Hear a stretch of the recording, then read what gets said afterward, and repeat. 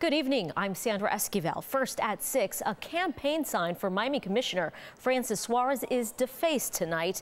Police arrest a man they say is behind the bold marking that clearly criticized the Miami Commissioner. The vandalized sign comes just days after the commissioner faced some criticism over an online post. Here's Team 6 reporter Gilma Avalos with that story. New tonight at 6, British police are looking into new details concerning the death of Princess Diana and her boyfriend Dodi Fayed 15 years after their deaths. Scotland Yard has yet to provide details, only saying it's assessing the information's relevance and credibility. It also said the officer from its Specialist Crime and Operations Unit will be investigating and stressed it is not reopening the investigation.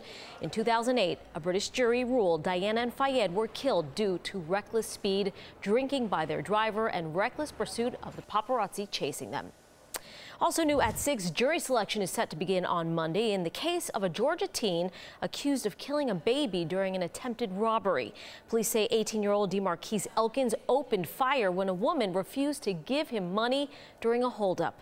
Elkins then allegedly shot and killed her 13-month-old son. The trial was moved from Brunswick, Georgia to Atlanta because of pretrial publicity. It's a cat fight in the ring. New mama Kim Kardashian versus talk show host Katie Couric. Take a look at Kim's last Instagram post. It's a picture of Couric's gift to Kim and Kanye when Northwest was born, with a half-printed note that in part read, "May I humbly suggest you continue the K tradition." Kim's caption reads, "May I humbly suggest you not send gifts, then talk." That's minus a word we can't say on TV.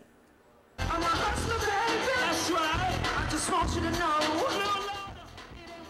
The tour of the summer came to an end tonight here in South Florida. Tonight, thousands packed Sun Life Stadium for the final night of the Legends of the Summer Tour, featuring Justin Timberlake and Jay-Z. Instead of separate sets, the two stars shared the stage, performing several of their greatest hits. People traveled from as far as New York to be there and pay tribute in their own unique way. Well, basically, I got a picture of Jay-Z in the back of my head to pay tribute to him, and I have his new album cover on the side of my head, right here. Okay, now many people had 99 problems just getting to Sun Life tonight thanks to the awful traffic, but not everyone had it so rough. Watch this. Light police escort on the wrong side of the street. Headed to the big homie concert, JT. Holla. That was LeBron James on Instagram tonight, recording the police escort he and his fiancée received to beat the concert traffic. They were running late but made it on time. I guess, as the saying goes, it is good to be king. And that's the NBC 6 News at 6. Now stay tuned for the NBC Nightly News. We'll see you back here right at 11. When it's time to buy a new ink cartridge for your printer, the cost can be a real shock. And what if I told you your printer is gobbling up ink that never lands on a page? Well, Consumer Reports tests of nearly 30 big-name printers found exactly that. You're watching video of the last time anyone has seen Jason Rapay alive. A Holland America surveillance camera captures images of the Washington State newlywed while on a cruise to the Caribbean. This picture shows Rapay and his new wife, Tina, on that ship right after Thanksgiving. They were just having a blast, and then one night they were hanging out in one of the bars, and he got up apparently to go to the restroom. We don't know. The romantic getaway departed from Fort Lauderdale. The last time Jason Rapay was seen, between St. Thomas and the Bahamas. Right now it's been reported as a missing person, presumed deceased. The surveillance video shows Rapay walking on deck 10. The next camera angle is about 100 yards away, according to Broward Sheriff's Office Detective Kevin Forsberg, who investigated the case. What you see in the second camera appears to be a dark figure, which we can presume is Mr. Rapay. And it appears that that figure goes up on the railing and then overboard. There's another camera at water level, but his widow asked us not to show those images. It does appear to be a figure in the water, and the wave pattern changes, but I couldn't make a determination that that was the victim waving. After Tina Rapay reported her husband missing, the ship kept moving while a search was conducted, something the family says should not have happened. The Coast Guard was notified and the ship turned around more than 3 hours later, according to the detective. The Cruise Lines International Association emailed us a statement regarding missing persons reports.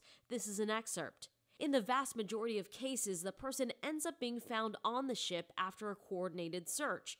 When that is unsuccessful, or if there is evidence that a person went overboard, ships turn around and work directly with government search and rescue personnel and other vessels to try and find the person. The FBI has jurisdiction over disappearances and crimes on cruise ships at sea, but can defer to local agencies. 2 days after Rapay's disappearance, ship security handed over its case to the Broward Sheriff's Office. So we want to make sure we cover everything on the ship and do everything we need to do that day, because obviously the ship is coming in that day and it sets sail that same day. In the last 18 months, he's investigated 3 similar cases. So who is keeping track of the number of passengers and crew members that go overboard? The website, cruisejunkie.com, shows 198 people missing since 2000. The site is run by Canadian sociology professor Ross Klein, who has testified before Congress. I would say the numbers are accurate as the lowest possible number because I only have listed those that I'm aware of. There's certainly, I'm sure, other cases that never come to my attention or to the media's attention. Jim Walker is a maritime attorney in Miami. Rapay is one of a half a dozen overboard cases he's handled. All cruise lines are foreign corporations, and as a consequence of that, there's no true federal oversight by anyone here in the United States, like the FAA has oversight of the U.S. commercial aviation industry. Congress passed the Cruise Vessel Security and Safety Act of 2010. It mandated an accounting of missing persons and alleged crimes. The Coast Guard posts those numbers, but it shows no missing persons during the period Rapay disappeared. Only cases that are in fact reported to the FBI and then closed by the FBI have to be disclosed on that database. In the Rapay case and others, there was not an FBI investigation, so it won't be reported. His brother is outraged and is now working with the International Cruise Victims Association. There's absolutely nothing wrong with going on a vacation on a cruise. We want everybody to go on cruises. We want everybody to have fun, but we want everybody to come home. 20 million people took a cruise last year. In 2010, Congress issued this finding. It is not known precisely how often crimes occur on cruise vessels or exactly how many people have disappeared during ocean voyages. 3 years later, since 2010, we're actually in a worse position than we were when the Cruise Vessel Security and Safety Act was passed. Jason Rapay will remain a missing person unless his family in Oregon files a petition in Broward County to have him officially declared deceased. In Fort Lauderdale, Sandra Esquivel, NBC6 South Florida.